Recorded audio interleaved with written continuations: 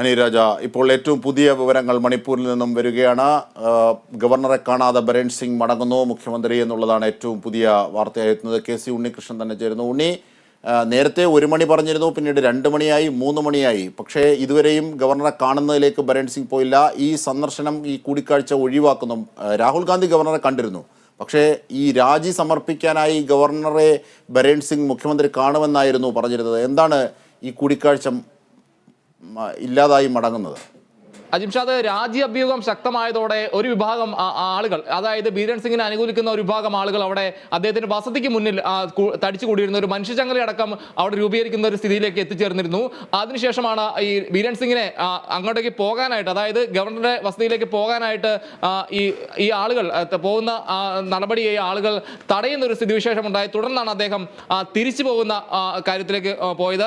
എന്തായാലും അല്പസമയം മുമ്പ് അദ്ദേഹം ഈ 3 മണിക്ക് ശേഷം ഗവർണറെ കാണും.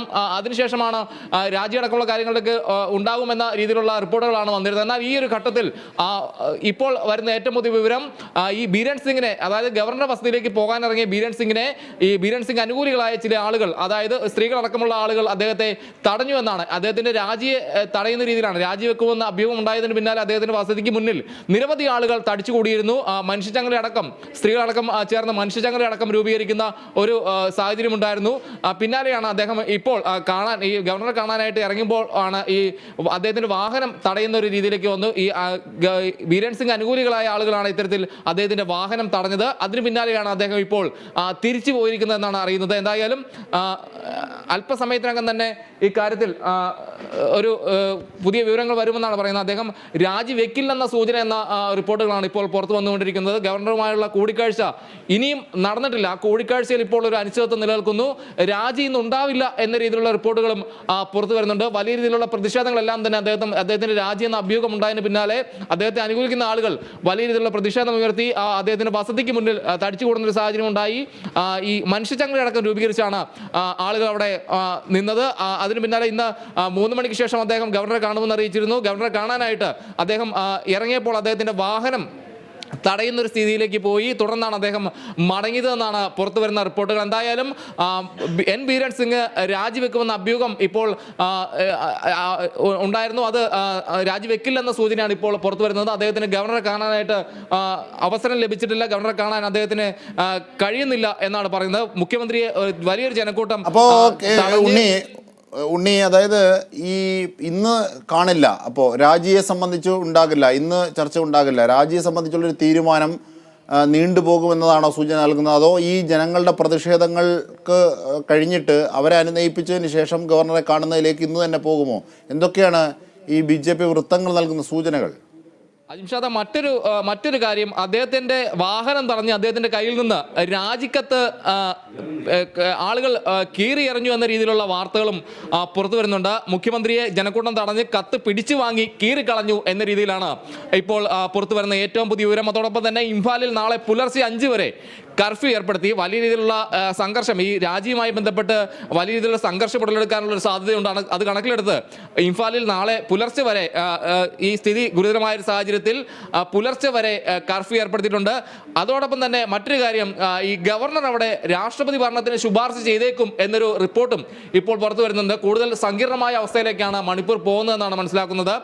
സംഘർഷം രൂക്ഷമായിരിക്കുന്ന സംസ്ഥാനത്ത് സമാധാന ശ്രമങ്ങൾക്കായി പ്രതിപക്ഷ പാർട്ടികൾ അവിടെ ചർച്ചകളടക്കം നടക്കുന്നു. രാഹുൽ ഗാന്ധി അടക്കമുള്ള നേതാക്കൾ അവിടെ ഉണ്ടാവുന്നു. അതിനിടയിലാണ് ഈ അഭ്യൂഹം, അതായത് മുഖ്യമന്ത്രി ബീരൻ സിംഗ് രാജിവെക്കുന്ന രീതിയിലുള്ള അഭ്യൂഹം അവിടെ പടർന്നത്. ആ ഒരു ഘട്ടത്തിലാണ് കൂടുതൽ ആളുകൾ, അദ്ദേഹത്തിന് പിന്തുണ അറിയിക്കുന്ന കൂടുതൽ ആളുകൾ, BJP പ്രവർത്തകരടക്കമുള്ള ആളുകൾ അദ്ദേഹത്തിന്റെ വസതിക്ക് മുന്നിൽ കൂടിച്ചേർന്നത്. കൂടാതെ മനുഷ്യചങ്ങലയടക്കം ബരൺ സിംഗിന്റെ ഒരു നാടകമാകാനുള്ള സ്വഭാവം ഇതിൽ കാണുന്നുണ്ട്. പണ്ട് അശോക് ഗെഹ്ലോട്ട്, കോൺഗ്രസ് നേതാവ്, മുഖ്യമന്ത്രി രാജസ്ഥാനിൽ കാട്ടിയതുപോലെ ഒരു അത്തരത്തിലുള്ള ഒരു നാടകം. കാരണം ബരൺ സിംഗിന്മേൽ രാജ്യസമ്മർദ്ദം ഉണ്ട്. കാരണം മണിപ്പൂരിലെ ക്രമസമാധാന പാലനത്തിലെ വീഴ്ചയുമായി ബന്ധപ്പെട്ട് ഒരുപക്ഷെ ദേശീയ നേതൃത്വം, BJPയുടെ ദേശീയ നേതൃത്വവും അത് ആവശ്യപ്പെടുന്നുണ്ടാകാം.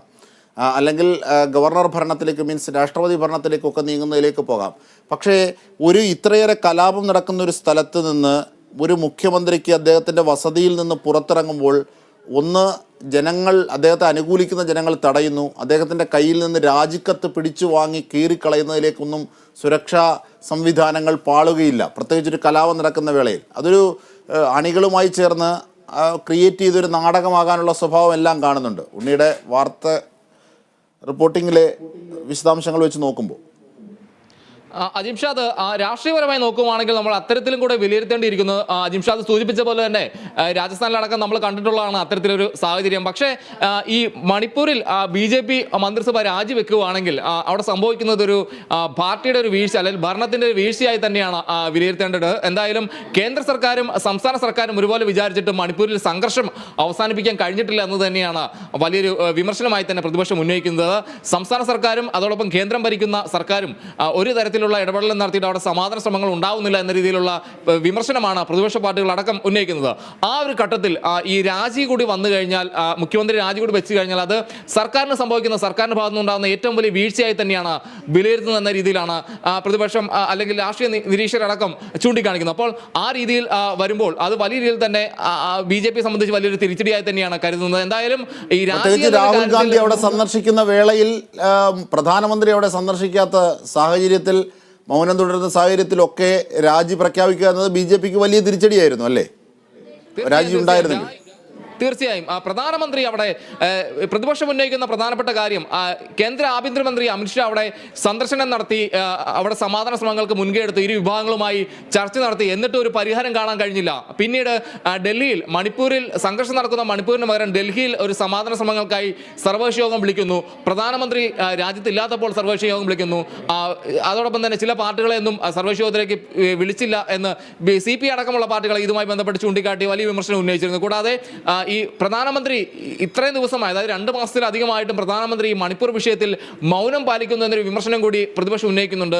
അക്കാര്യം ചൂണ്ടിക്കാട്ടി തന്നെയാണ് പ്രതിപക്ഷം അവിടെ ഈ വിമർശനം പ്രധാനമായി ഉന്നയിക്കുന്നത്. കൂടാതെ രാഹുൽ ഗാന്ധിയെ സംബന്ധിച്ച് രാഹുൽ ഗാന്ധി നേരത്തെ അറിയിച്ചിരുന്നു 2 ദിവസം സന്ദർശനം നടത്തും. അദ്ദേഹം അവിടെ എത്തി ഇന്ന് ക്യാമ്പുകൾ സന്ദർശിച്ചു, ജനങ്ങളുടെ പ്രശ്നങ്ങൾ നേരിട്ടറിഞ്ഞു.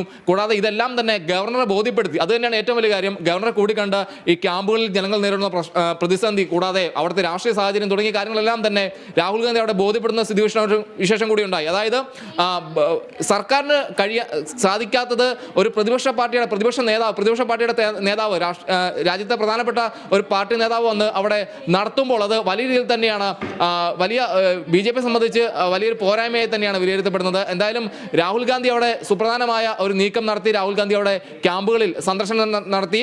പ്രധാനപ്പെട്ട നേതാക്കളെല്ലാം കൂട്ടിച്ചേർത്തായിരുന്നു സന്ദർശനം. ക്യാമ്പുകളിൽ ജനങ്ങളെ നേരിട്ട് കണ്ട് ഇന്ന് മെയ്തേയ് വിഭാഗത്തിന്റെ ക്യാമ്പുകളാണ് സന്ദർശിച്ചത്. അവിടെ സംഘർഷബാധിത മേഖലകളെല്ലാം തന്നെ അദ്ദേഹം കണ്ട് അവിടുത്തെ കാര്യങ്ങളെല്ലാം മനസ്സിലാക്കി ജനങ്ങളോട് സംബന്ധിച്ചു.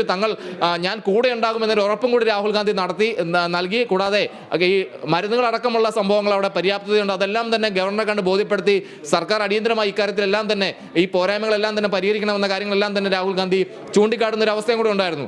അതിനുശേഷമാണ് ഈ രാഹുൽ ഗാന്ധി ഇംഫാലിലേക്ക് പോകുന്നു.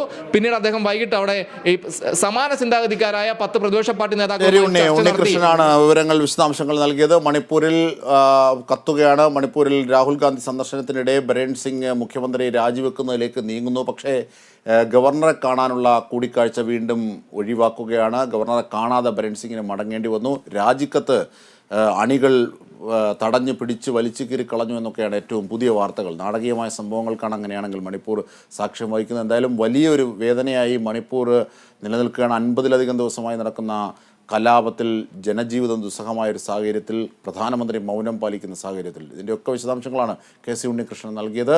മറ്റൊരു വാർത്തയിലേക്ക്